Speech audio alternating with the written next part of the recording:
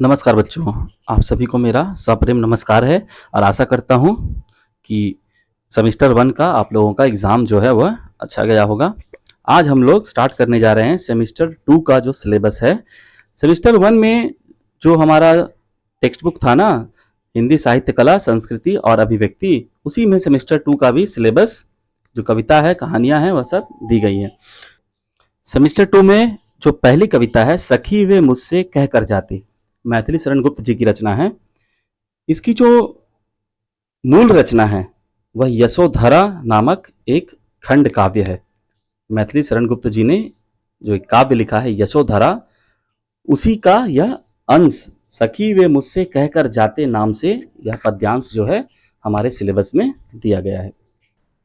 आज हम लोग इसको पढ़ेंगे और पढ़ने से पहले जैसा कि हम लोग सबसे पहले रचनाकार के जीवन से जुड़ी हुई बातों को जानते हैं, उनका जीवन परिचय को समझते हैं, तो आज हम लोग इस वीडियो में मैथिली शरण गुप्त जी के जीवन परिचय से अवगत होंगे। तो बच्चों, मैथिली शरण गुप्त जी आधुनिक काल के द्विवेदी युग के सबसे प्रमुख कवि रहे हैं। आप लोगों ने हिंदी साहित्य का इतिहास तो अभी नहीं पढ़ा है, तो यह जान लेना है संक्षेप में कि द्विवेदी जो आधुनिक काल है उसे जो अलग अलग चरणों में, अलग अलग हिस्सों में बांटा गया है। सबसे पहला जो युग है आधुनिक काल का, वह भारतेंदु युग कहलाता है। आप लोगों ने भारतेंदु जी की जो मुकरियां हैं वह सेमेस्टर 1 में पढ़े होंगे तो याद होगा। और दूसरा जो उसका युग है आधुनिक काल का, वह द्विवेदी युग के नाम से हम लोग उसे जानते हैं। तो द्विवेदी युग के ये सबसे प्रमुख कवि रहे हैं। इन्हें हम लोग राष्ट्र कवि भी कहते हैं। राष्ट्र कवि कहकर सबसे पहले इन्हें महात्मा गांधी जी ने संबोधित किया था। महात्मा गांधी जी ने इन्हें राष्ट्र कवि की उपाधि से सबसे पहले नवाजा था। गांधी जी के द्वारा चलाए जा रहे जो राष्ट्रीय आंदोलन है उसमें ये अपनी सक्रिय भूमिका निभाते रहे हैं और ये देश के लिए, देश की आज़ादी की लड़ाई में जेल भी गए हैं। राष्ट्र कवि हम लोग इन्हें कहते हैं। इन्होंने अपनी कविताओं के माध्यम से, अपनी रचनाओं के माध्यम से राष्ट्रीय चेतना को जो झकझोरने का काम किया है, राष्ट्रीय चेतना को झकझोरा है, राष्ट्रीय गौरव को जगाया है। यही कारण है कि इस देश ने इन्हें राष्ट्र कवि के आसन पर आसीन किया है। आज़ादी के बाद ये राज्यसभा के सदस्य भी रहे हैं और इस देश ने इनके सम्मान में डाक टिकट भी जारी किया है। तो हम कह सकते हैं कि इस देश ने मैथिली शरण गुप्त जी को यथोचित सम्मान दिया है। इनका जन्म झांसी के चिरगांव नामक ग्राम में सन 1887 ईस्वी में हुआ था और इनके पिता का नाम रामचरण था। मृत्यु इनका जो स्वर्गवास था वो 12 दिसंबर 1964 ईस्वी में हुआ। तो बच्चों, हम लोग मैथिली शरण गुप्त जी के जीवन परिचय से अवगत हुए, उनके जीवन परिचय को जाना।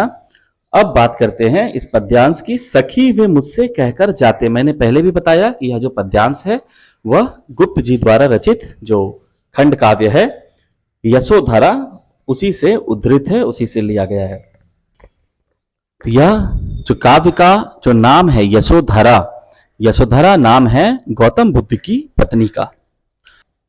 और यह काव्य चंपू काव्य है। इसे चंपू काव्य इसलिए कहते हैं कि चंपू काव्य वह होता है जो गद्य और पद्य का मिश्रण होता है, अर्थात इसमें गद्य को ही पद्य के रूप में प्रस्तुत किया गया है। अर्थात किसी कहानी को, किसी के जीवन के अंश को, किसी घटना को, मतलब जो गद्य है उसे ही पद्य के रूप में अगर प्रस्तुत किया जाता है तो हम उसे चंपू काव्य कहते हैं।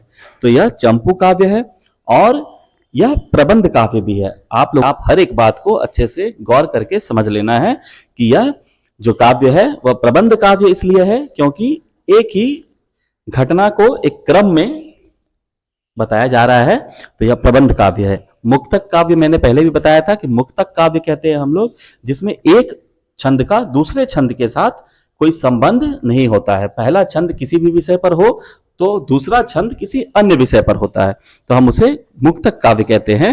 और जैसा कि हम लोग बिहारी के दोहे में पढ़े थे, यह जो है प्रबंध काव्य है। एक ही बात को, एक ही घटना को, किसी के जीवन के किसी घटना को एक क्रमबद्ध तरीके से बताया जा रहा है।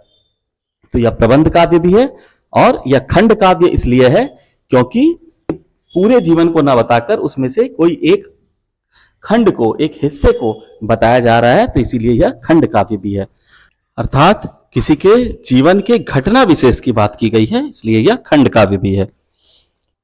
अब आइए हम लोग इस कविता पर बात करेंगे। सखी वे मुझसे कहकर जाते, यह जो कविता का शीर्षक है, सखी वे मुझसे कहकर जाते, यह पंक्ति जो है गौतम बुद्ध की पत्नी यशोधरा अपनी सखी से कह रही है।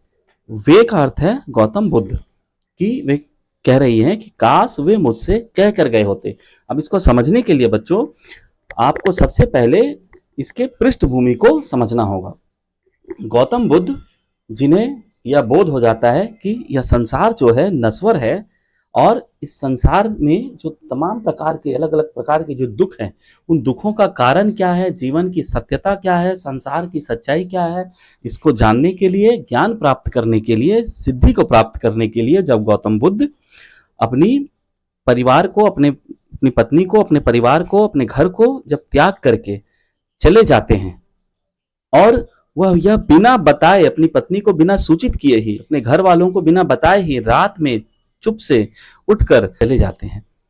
चुपके से उठकर जब वो चले जाते हैं, बाद में जब सबको ज्ञात होता है कि गौतम बुद्ध तो घर छोड़कर चले गए हैं। बौद्ध दर्शन में बच्चों इसको, ये जो घर को छोड़कर चले जाना ज्ञान प्राप्ति के लिए, बौद्ध दर्शन में इसके हम लोग महाभिनिष्क्रमण कहते हैं, महाभिनिष्क्रमण। तो इस बात से यशोधरा को जो पीड़ा होती है, उनको जो दुख होता है, उनके व्यथा को, उनके पीड़ा को, है ना, उनके जो विरहजन्य पीड़ा है, उसी को मैथिली शरण गुप्त जी ने इस काव्य में बहुत ही मार्मिक रूप से चित्रित किया है। गौतम बुद्ध की पत्नी अपनी सखी से कह रही है कि सखी वे मुझसे कह कर जाते, और इस पंक्ति का बार बार दोहराया जाना, बार बार पुनरावृत्ति होना यशोधरा की मनोव्यथा को दर्शाता है, जिसे मैथिली शरण गुप्त जी ने अनुभव किया है। गौतम बुद्ध इतने बड़े उद्देश्य से घर को त्यागते हैं, परिवार को त्यागते हैं, तो यशोधरा को इस बात का दुख होता है, इस बात की पीड़ा होती है कि काश एक बार वे उनसे कह कर गए होते। तो आशा है बच्चों आपको इस कविता का शीर्षक समझ में आया होगा, उसकी पृष्ठभूमि समझ में आई होगी। अब चलिए कविता को पढ़ेंगे और उसके अर्थ को जानेंगे। सखी वे मुझसे कह कर जाते, कह तो क्या मुझको वे अपनी पत बाधा ही पाते। मुझको बहुत उन्होंने माना, फिर भी क्या पूरा पहचाना। मैंने मुख्य उसी को जाना, जो वे मन में लाते। सखी वे मुझसे कह कर जाते। अब देखिए यह कविता, इस कविता की जो भाषा है वह तो बहुत ही सरल है, अर्थात इसके अर्थ को समझना बहुत कठिन नहीं है। और अब आपने इसके पृष्ठभूमि को जान लिया है तो इसके अर्थ को बहुत ही आसानी से समझ सकते हैं। परंतु इसके ये जो है बहुत ही भावनात्मक कविता है, तो इसके भाव को समझना ज़्यादा जरूरी है। इसीलिए आपके पाठ्य पुस्तक में जहाँ से यह कविता प्रारंभ हो रही है, उसके पहले की भी 2 पंक्ति मैं आपको पढ़कर सुनाता हूँ, ताकि आप इसके भाव को और भी अच्छे से समझ पाएंगे। सिद्धि हेतु स्वामी गए, यह गौरव की बात, पर चोरी चोरी गए, यही बड़ा व्याघात। सखी ये मुझसे कह कर जाते, कह तो क्या मुझको वे अपनी पत बाधा ही पाते। ऐसे प्रारंभ है। देखिए आपके पाठ्य पुस्तक में जहां से ये कविता प्रारंभ हो रही है उसी को पढ़ना है। इसके पहले के 2 पंक्ति को मैंने इसलिए पढ़ा ताकि आप इसके भाव को और भी अच्छे से समझ पाएंगे। सिद्धि हेतु, इस पूरी कविता को कौन कह रहा है? यशोधरा कह रही है अपनी सखी से। सिद्धि हेतु स्वामी गए, यह गौरव की बात, अर्थात वे यह मान रही हैं कि उसके पति किसी बड़े उद्देश्य से, अच्छे काम से, अच्छे उद्देश्य से गए हैं, सिद्धि प्राप्त करने के लिए गए हैं, यह उनके लिए गर्व की बात है। पर चोरी चोरी गए, यही बड़ा व्याघात। दुख तो उनको इसी बात का है कि वे चोरी चोरी अर्थात चुपके से, बिना सूचना दिए, बिना सूचित किए, बिना बताए ही, बिना अवगत कराए ही वे चले गए हैं। बस इसी बात की उन्हें पीड़ा है। यशोधरा को लगता है कि सिद्धि मार्ग में गौतम बुद्ध उन्हें बाधा समझते हैं और इसी कारण वे उन्हें बताकर नहीं गए। यही बात यशोधरा के आत्मगौरव को ठेस पहुंचाती है। वे किसी भी हाल में नारीत्व को हीन नहीं मानना चाहती। वह एक भारतीय पत्नी है, वह भारतीय नारी है, और वे जो तमाम तर्क देती हैं वो सभी उनके तर्कों को हम आगे की पंक्तियों में देखेंगे और समझते जाएंगे। तो देखिए कितनी भावनात्मक कविता है कि सखी वे मुझसे कह कर जाते, कह तो क्या मुझको वे अपनी पथ बाधा ही पाते। कहते और कहकर चले जाते तो क्या मुझे वे अपनी पथ में बाधा पाते? क्या मैं उन्हें रोकती? क्या मैं उन्हें नहीं जाने देती? मुझको बहुत उन्होंने माना, फिर भी क्या पूरा पहचाना? वो यह भी स्वीकार कर रही हैं कि गौतम बुद्ध उन्हें बहुत ही मानते थे, परंतु क्या उन्होंने यशोधरा को पूरा पहचाना? अर्थात अगर पहचाना होता तो वे अवश्य ही बोल कर गए होते। उन्हें इस बात का विश्वास होना चाहिए था कि यशोधरा उन्हें कभी भी इस बड़े उद्देश्य में जाने से नहीं रोकती। मैंने मुख्य उसी को जाना जो वे मन में लाते, अर्थात वे उसी को महत्व देती थी, जीवन में उसी बात को मुख्य मानती थी जो गौतम बुद्ध के मन में आता था, जो गौतम बुद्ध चाहते थे। सखी वे मुझसे कहकर जाते, वे अपनी सखी से शिकायत भरे लहजे में कह रही है कि वे बड़े उद्देश्य से गए हैं, यह गर्व की बात है, परंतु काश चुपके से जाने के बजाय वह कहकर गए होते।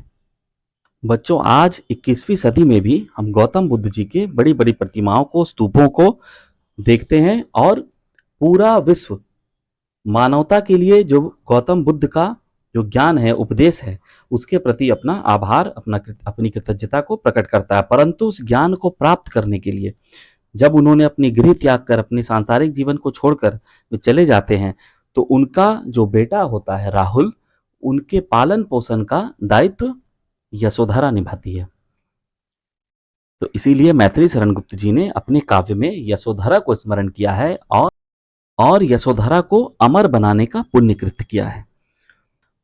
उन्होंने अपने इस काव्य में यशोधरा की विरह जन्य पीड़ा को बहुत ही मार्मिक, बहुत ही हृदय स्पर्शीय रूप में चित्रित किया है।